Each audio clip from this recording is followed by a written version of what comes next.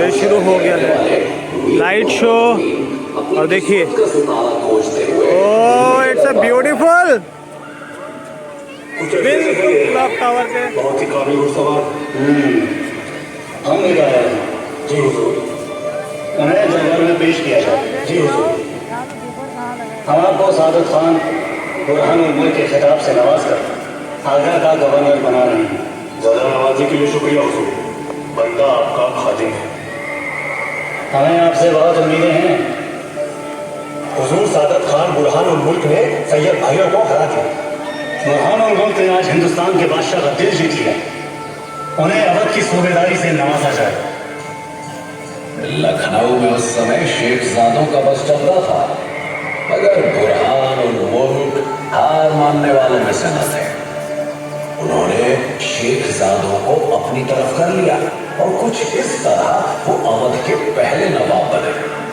कहते हैं कि उनके कहने पर नादिर शाह ने पहले काबुल और फिर दिल्ली की ओर रुख किया, और उसके बाद के कत्ले आम से और नादिर शाह के बुरे बर्ताव से बुरहान उल मुल्क ने पश्चिमा होकर खुदकुशी कर ली।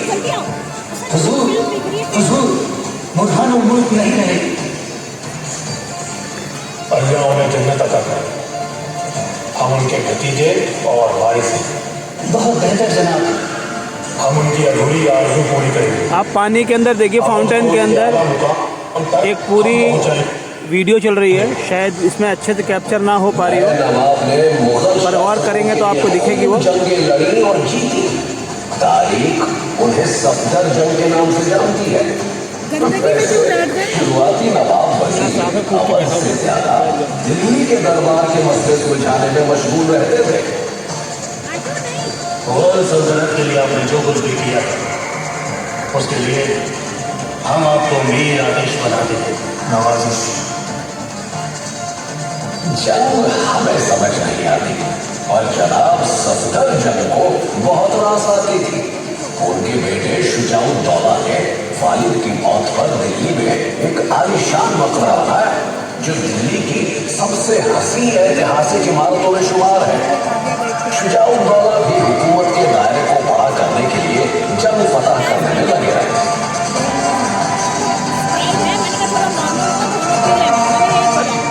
रिकॉर्डिंग चल रही है और देखो,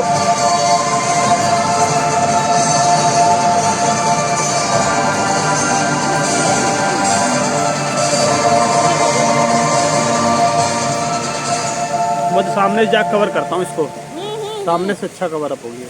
सीधा दिख रहा है ना जो। लखनऊ की किस्मत का सितारा सही मायनों में तब चमका जब नवाब आसफुद्दौला ने अपनी अम्मी से लड़ाई कर फैजाबाद छोड़ दिया और लखनऊ में आ बसे। अरे हम भी रूठने मनाने के बड़े खेल खेलते हैं, पूछ लो हमारी परियों से। खैर, यही उन्होंने अपना दरबार सजा दिया और लखनऊ बना अवध की नई राजधानी। आसफुद्दौला बड़े हमदर्द थे। हुजूर, भयंकर सूखा पड़ा है। गरीब तो गरीब, अमीरों को भी 2 जून की रोटी नसीब नहीं। एक बहुत बड़ा इमाम बाड़ा बनवाओ। पूरी आवाम को इस मुकद्दस काम में जुटा दो। जी हुजूर। और हाँ, जो दिन में बनाते हो उसे रात में तोड़वा देना, कि जब तक ये सूखा खत्म नहीं हो जाता हमारी रियाया के पास रोजी का जरिया रहे। बेहतरीन ख्याल। लोग सही ही कहते हैं, जिसको ना दे मौला उसको दे असफुद्दौला। नवाब साहब को इमारतें खड़ी करने का बहुत शौक था। बनाना शुरू करते तो बनाते ही चले जाते। देखते ही देखते लखनऊ का नजारा बदल गया। फिर आए नवाब सादत अली खान। उस समय दिल्ली का दरबार बर्बादी की कगार पर था। जहां दिल्ली का सितारा डूब रहा था, वहीं लखनऊ की चमक दूर दूर तक फैल रही थी। एक एक करके दिल्ली दरबार के हर फनकार ने लखनऊ की ओर रुख कर लिया। बस फिर क्या था, लखनऊ के नवाब के दरबार में कलाकारों और शायरों का जमावड़ा लग गया, और लखनऊ ने अपनी तहजीब और तकरीर, नफासत और नजाकत के लिए हिंदुस्तान में एक बड़ा रुतबा हासिल कर लिया।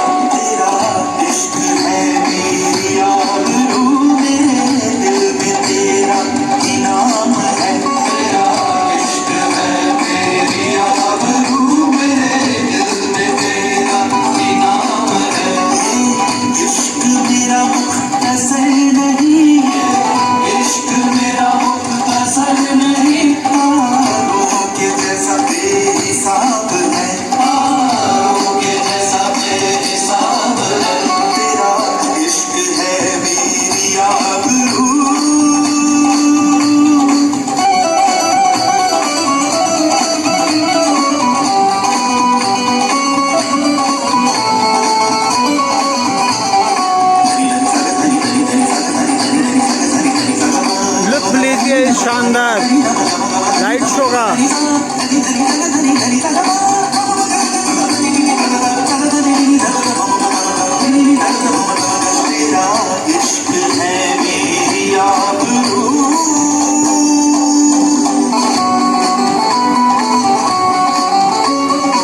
सुनने में आया है कि हमारे समय में अकेले लखनऊ में शायरों की तादाद पूरे हिंदुस्तान के शायरों से ज्यादा है।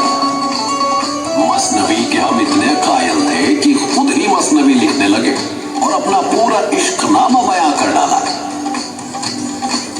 हमसे पहले भी नवाब असफुद्दौला, नवाब वजीर अली और सादत अली खान भी शायरी के शौकीन थे। सातवें नवाब अवध के सबसे पहले बादशाह गाजी उद्दीन हैदर तो मरसिया मनकबत दोनों ही लिखा करते थे। ताजपोशी होने से पहले ही हमने दो लंबी रूमानी मसनवियां दरियाए तारशुक और बहार इश्क लिख डाली। हमारा तखल्लुस है अख्तर यानी सितारा।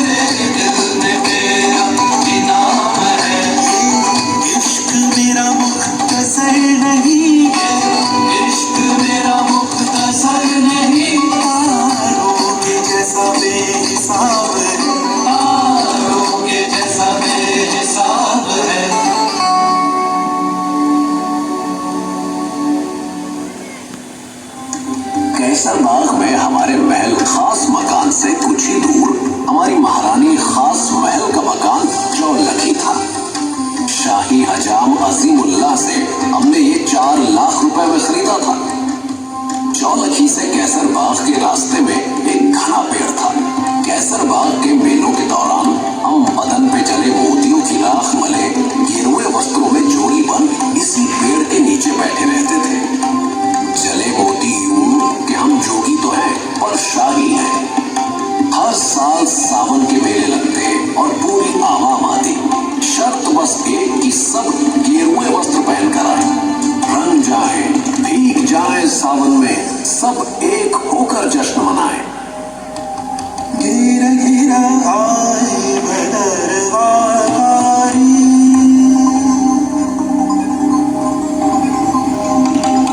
गिरा गिरा आए बदरवाकारी,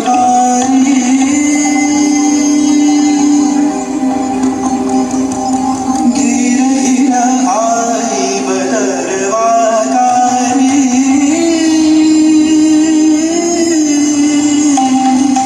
गिरा गिरा आए बदरवाकारी, गिरा गिरा गिरा आए बदरवाकारी, पिया को प्यारी राह बुहारूं, सेज सवारूं, रास करूं श्रृंगारी, गिरा गिरा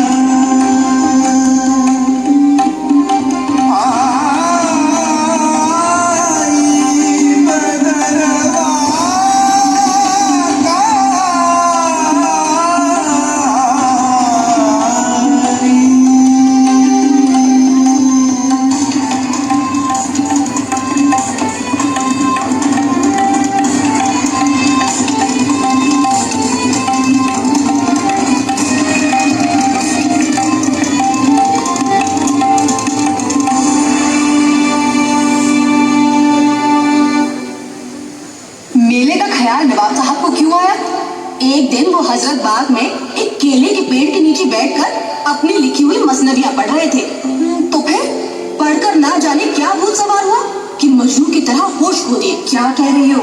बिल्कुल कपड़े तार तार कर अपनी 2 गुरों संग जोगी की तरह पूरे शरीर पर राख मल ली। क्या मजा रहा। परिस्तान से आई परियां भी खिलवाड़ में शामिल हो गई और शाम ढलने तक अपनी जोगनियों के साथ नदी किनारे बैठे रहे। इसी की तर्ज पर हर साल जोगी मेला शुरू कर दिया। कितने कमाल का है ना ये। हमारे परी खाने में दूर दूर से कई कलाकार आकर शामिल हुए। इसका मैं यहाँ पूरा एक अलग उस्तादों ने वीडियो डाल दूंगा। कथक को और तराशा। अब किसी यूरोपियन क्लासिकल बैले की तरह कथक के जरिए भी कहानियां बतलाई जा सकती हैं। तभी तो हम किसी से कम नहीं। नवाब साहब की नई सलामी गत देखी? अरे उनकी मुकुट गत, फरियाद गत और नाज गत का तो क्या कहना। डालूंगा ब्लॉग में आज। हमने कई ख्याल, टप्पा, दादरा होली, ध्रुपद और ठुमरियां बनाई हैं। झिंझोटी में लिखी ठुमरी रियाया को निभाती है। लट उलझी सुलझा जा बालम, बालम बालम। लट उलझी सुलझा जा बालम, लट उलझी सुलझा जा बालम, लट उलझी सुलझा रे बालम, लट उलझी सुलझा जा बालम, लट उलझी सुलझा जा बालम। माथे की बिंदिया, माथे की बिंदिया, माथे की बिंदिया बिखर रही है। हाथ से अपने सजा जा रे बालम, लट उलझी सुलझा जा बालम।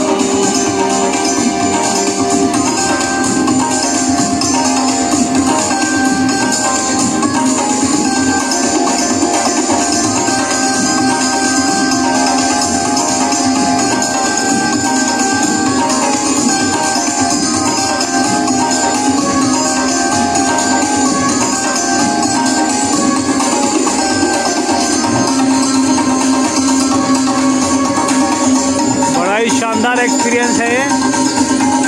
लखनऊ में इतने साल रहने के बाद भी जो है ये पहली बार एंजॉय करने का मौका मिला। आप लोगों के साथ मैं आज इसे एंजॉय कर रहा हूँ। बहुत खूब।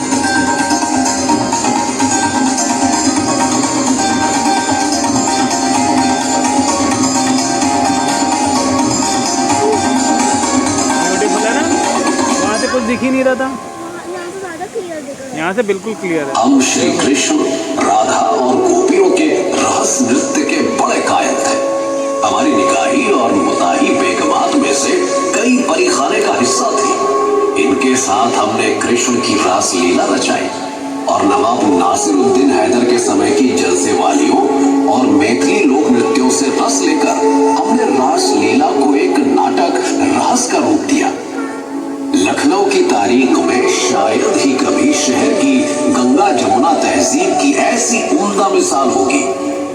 हमारे रहस्य की राधा खालिस उर्दू और फारसी बोलती और श्री कृष्ण अवधि में हाजिर जवाबी और जिंदा दिली से जवाब देते। मजमाए गैर में ऐसा सितम इजाद किया, कातिल भूल के हमको न याद किया। नाम है मेरा कन्हैया, मैं तुझको जानत हूँ। राधा जी, जान से मैं तुमको यहाँ मानत हूँ। मैं तेरे इश्क में दीवानी हूँ ये गाना, मेरे जी जान से तुझको यहाँ पहचाना। राधा राधे राधा राधे घूम राधा, राधे घूम राधा, राधे घूम राधा, राधे घूम कर आनन कुंडल मोर पखा, उड़ पैबन माल विराज की है, मुरली कर में अधरा मुस्कानी, तरंग महा छवि छाज की है, रसधानी लगे तन पीत पटा,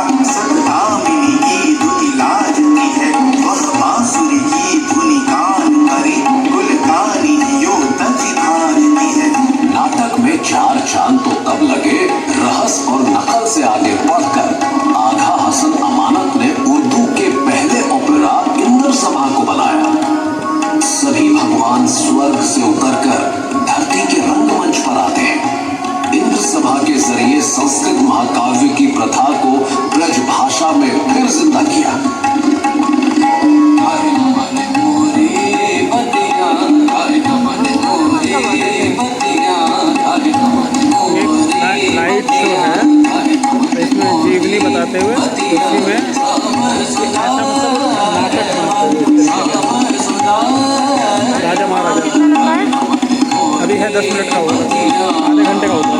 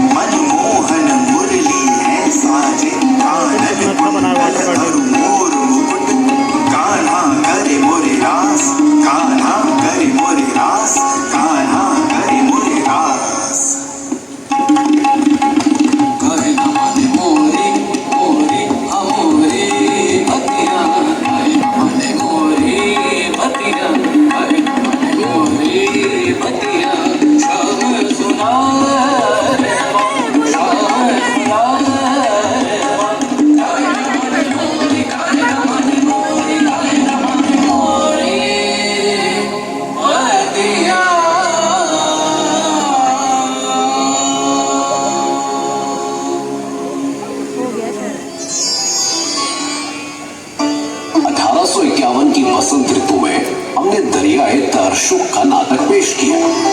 दौलत खाने को परिस्तान में तब्दील कर दो, साथ ही कैनवस के इस्तेमाल से कई नकली इमारतें बनाओ, पूरा शहर हमारा रंगमंच होगा। अरे ओ छुट्टन मियां, सुना है नवाब साहब के दरियाए तारशुक कुल 14 हिस्सों में पेश किया जा रहा है। क्या गजब बोल रहे हो मियाँ? और इसकी कड़ियों में एक या एक से ज्यादा दिनों का अंतर है। पूरा करने में कम से कम 1 महीना और 10 दिन का समय तो लगना ही है। और मियाँ कहानी क्या है? मियाँ, गजाला और महरू की मोहब्बत हुई दुश्वार। सुना है इस दास्तान में राजा, रानी, दरबारी, ज्योतिष पंडित, सूफी, परियां, पिशाच जैसे कई किरदार हैं। हमने तो सुना है कुछ दरबारी भी है इसमें। ये कहना मुश्किल है कि कौन नाटक का हिस्सा है और कौन सा किरदार असल जिंदगी से लिया गया है। और जनाब, यही तो हम चाहते थे कि हम एक ऐसी पेशकश करें जो असल जिंदगी और रंगमंच की सरहद को धुंधला दे। जहां एक तरफ लखनऊ तहजीब और कला में नई ऊंचाइयां छू रहा था, वहीं दूसरी ओर हमारा अवध अंग्रेजी हुकूमत की एक घिनौनी साजिश का शिकार बन गया। बदइंतजामी और मनमानी का ठीकरा जो हमारे सर फोड़ा गया, वो आगे जाकर कंपनी बहादुर के लालच का अंजाम निकला।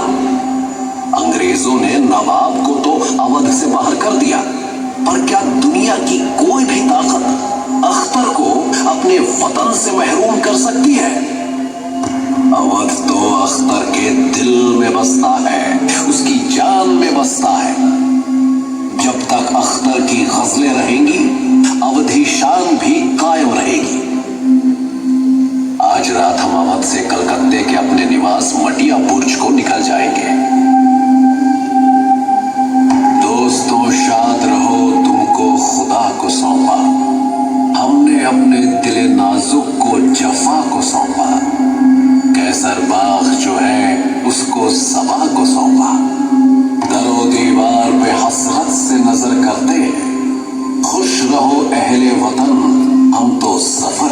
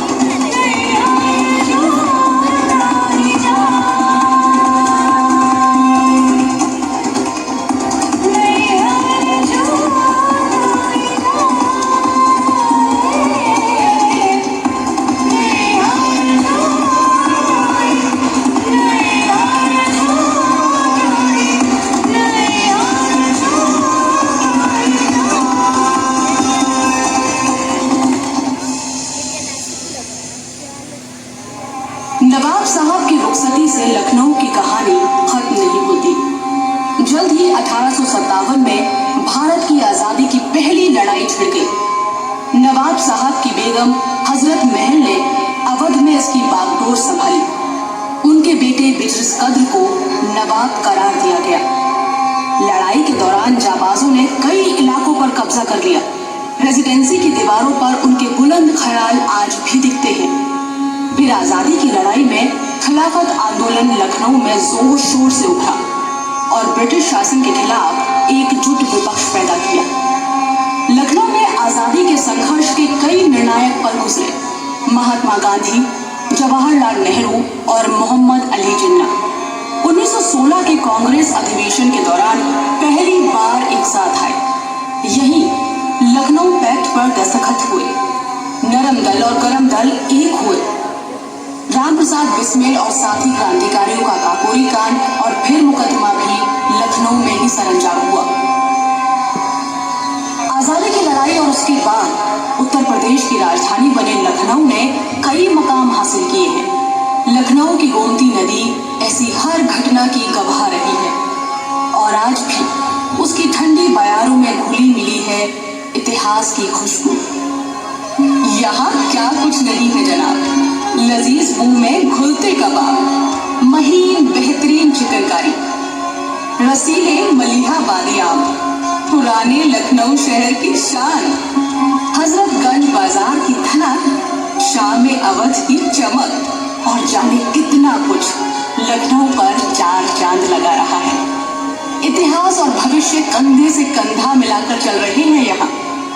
लखनऊ की गलियां और बाजार यहाँ का कल और आज, यहाँ की नूरानी सुबह और खुशगवार शाम आपका इंतजार करेगी। फिर आइएगा जरूर।